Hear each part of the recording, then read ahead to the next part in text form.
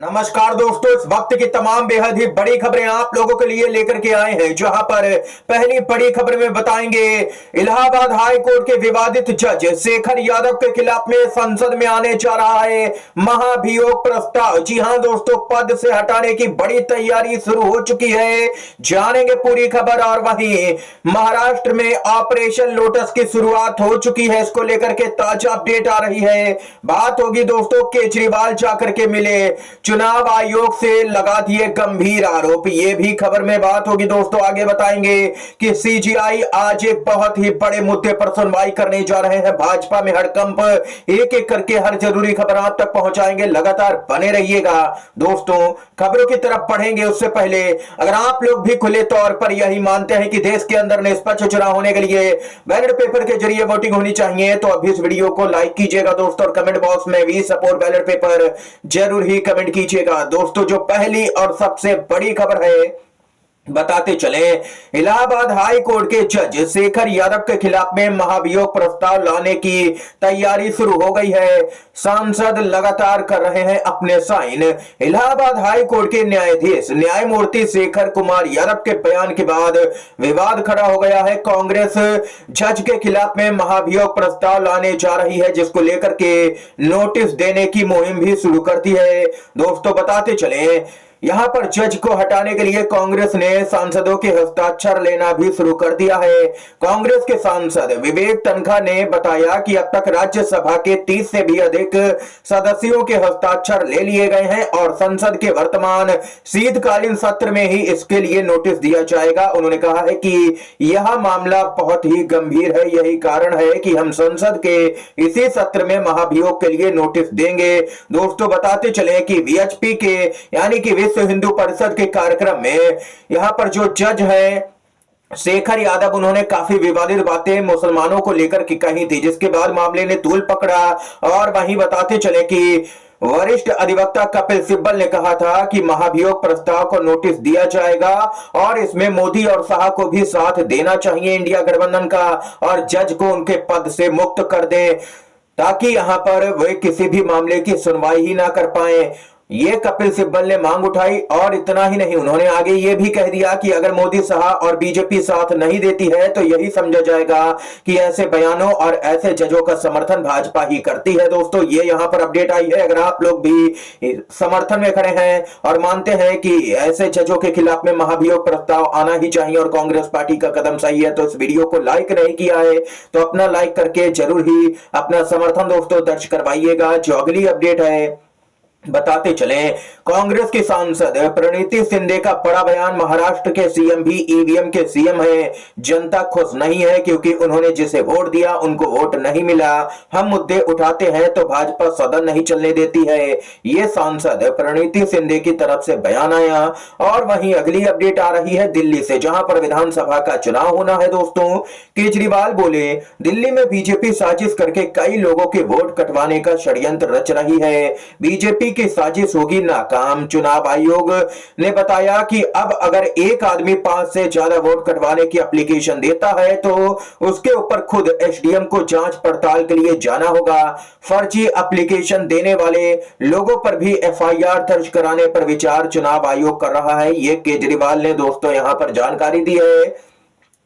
इसके साथ ही दोस्तों जो अगली अपडेट है उसकी तरफ यहां पर बढ़ते हैं। खबर सामने निकल के आ रही है दोस्तों, आज सुप्रीम कोर्ट में होगी प्लेसेस ऑफ वर्शिप एक्ट पर सुनवाई। जी हां दोस्तों, बहुत बड़ी अपडेट आ रही है सामने निकल के। देखना यह होगा कि सीजीआई जो संजीव खन्ना है वो क्या कुछ यहां पर कदम उठाते हैं। दोस्तों खबर आ रही है सामने, प्लेसेस ऑफ वर्शिप एक्ट 1991 अधिनियम को लेकर के आज यानी कि 12 दिसंबर को सुप्रीम कोर्ट में आज बड़ी सुनवाई है। इस एक्ट की संवैधानिक वैधता को चुनौती देने वाली याचिकाओं पर आज मुख्य न्यायाधीश संजीव खन्ना की अध्यक्षता वाली 3 सदस्यीय पीठ सुनवाई करेगी। याचिकाओं में 1991 के इस कानून को अन्यायपूर्ण बताते हुए रद्द करने की मांग की गई है। इन याचिकाओं के जरिए हिंदू पक्ष ने प्राचीन मस्जिदों के सर्वेक्षण की मांग को लेकर के याचिकाएं दायर की हैं। याचिकाओं में दावा किया गया है कि कई पुरानी मस्जिदें मंदिरों को तोड़ करके बनाई गई हैं। ये यहाँ पर याचिकाओं में दोस्तों दावा किया गया है। अब देखना यह होगा कि सीजीआई संजीव खन्ना जो है वो क्या कुछ यहाँ पर फैसला सुनाते हैं इस मामले पर। जहां तक दोस्तों यहां पर बताते चले, उम्मीद लगाई जा रही है कि सीजीआई ये सभी हिंदू पक्ष की याचिकाएं सिरे से खारिज कर देंगे। ये यहां पर दोस्तों अपडेट आई है, लेकिन देखना यह होगा कि सुप्रीम कोर्ट आखिर फाइनल फैसला क्या को सुनाता है। पूरे देश की नजरें सुप्रीम कोर्ट पर टिकी हैं दोस्तों।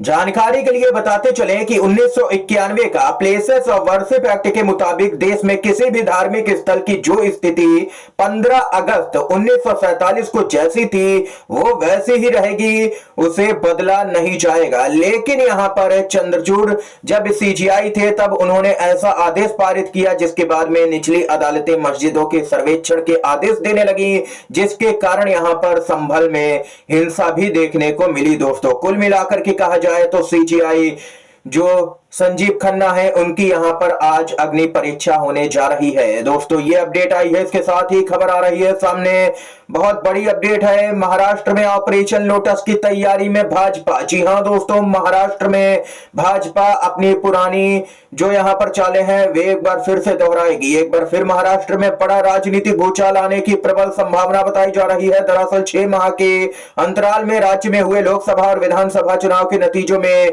विरोधाभासी नतीजे आए हैं। महाराष्ट्र की जनता ने लोकसभा के लिए महाविकास आघाड़ी को वोट दिया, लेकिन अचानक से 6 महीने के बाद विधानसभा का चुनाव हुआ। पता नहीं क्या ऐसा हुआ कि एक तरफा जनता भाजपा के पक्ष में चली गई। कांग्रेस और इंडिया गठबंधन एमबीए यहां पर ईवीएम गड़बड़ी का आरोप लगा रहा है। भाजपा और चुनाव आयोग मिलकर के इन आरोपों को खारिज कर रहे हैं। और वहीं इस बीच आप लोगों को बताते चलें कि संभावना है कि बीजेपी राज्य में कोई बड़ा सियासी कदम उठाएगी, इसलिए इस बात की आशंका है कि एमबीए और बीजेपी के बीच टकराव चरम पर पहुंच जाएगा। सूत्रों की माने तो इस बात की संभावना तेज हो चली है कि बीजेपी जल्द ही महाराष्ट्र में ऑपरेशन लोटस शुरू करेगी। बताया जा रहा है कि संबंध में कुछ चौंकाने वाले खुलासे बीजेपी के वरिष्ठ नेता ने किए हैं। उक्त बीजेपी के वरिष्ठ नेता का कहना है कि महाविकास आघाड़ी के कुछ सांसद बीजेपी के संपर्क में हैं। नेता का कहना है कि जल्द ही ये सांसद बीजेपी में शामिल होंगे, लेकिन ये सांसद बीजेपी में शामिल होंगे यानी इन्हें अपने मौजूदा सांसद पद से पहले इस्तीफा देना होगा। इसलिए यह देखना अहम होगा कि महज 6 महीने पहले चुना गया कौन सा सांसद अपनी सांसदी से इस्तीफा देकर के बीजेपी में शामिल होता है। दोस्तों कुल मिलाकर के कहा जाए तो भाजपा लगातार लोकतंत्र को यहां पर कुचलने का ही काम कर रही है। पैसे के दम पर सांसदों और विधायकों को तोड़ती है और जनता के द्वारा चुने गए प्रतिनिधियों से इस्तीफा दिलवाती है, पार्टियों को तोड़ती है। भाजपा उसी रास्ते पर आगे बढ़ती हुई नजर आ रही है। दोस्तों आप लोग देख ही सकते हैं कि महाराष्ट्र में एकनाथ शिंदे का क्या कुछ हाल कर दिया है भाजपा ने। और अब तो यहां पर खबर आ रही है कि शिंदे गुट को ना होम मिनिस्ट्री मिलेगी और ना ही रेवेन्यू। अमित शाह के घर देर रात नड्डा और फडणवीस के बीच में मंथन हो चुका है। पहले मुख्यमंत्री के पद से हाथ धोना पड़ा एकनाथ शिंदे को और अब यहां पर अहम मंत्रालय भी एक भी नहीं दिए जाएंगे। साफ तौर पर भाजपा ने कह दिया है, भाजपा के नेताओं ने तो यहां तक कह दिया है कि हमें शिंदे और अजीत की तो जरूरत ही नहीं है, हम अपने दम पर भी सरकार बना सकते हैं। कुल मिलाकर के कहा जाए तो यहां पर शिंदे गुट के लिए ये एक बहुत बड़ा झटका है। दोस्तों इस समय की तमाम बड़ी खबरें, मुख्य समाचार सामने निकल के आए जो हमने आप तक पहुंचाए। दोस्तों वीडियो अगर पसंद आया हो तो लाइक कीजिएगा, इन खबरों को शेयर कीजिएगा अपने दोस्तों में, और चैनल पर अगर नया है तो चैनल को सब्सक्राइब कीजिएगा। वीडियो देखने के लिए दोस्तों आप सभी का बहुत बहुत धन्यवाद। जय हिंद, जय भारत।